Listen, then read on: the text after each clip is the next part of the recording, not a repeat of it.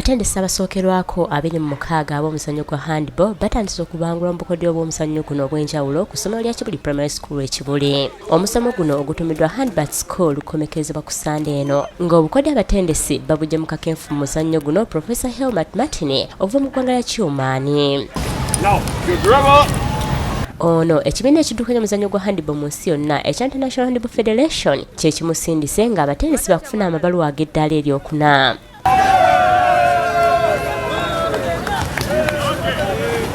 Bwe tuba nga tuzimba tekiniki ya handball player oba y'omwana omuto mbu tusooka mu correctinga oba kumutereereza wali eri ng'akyali mwana muto agenda akule ng'amanyi bye tulina okukozesa mu handball.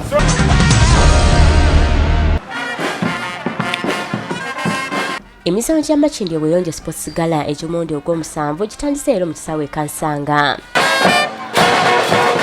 Nga teginnatandika abategesi basoose kukola bulungi bwasi mu bitundu bya Kabalagala ne Kansanga nga babirese bitemagana.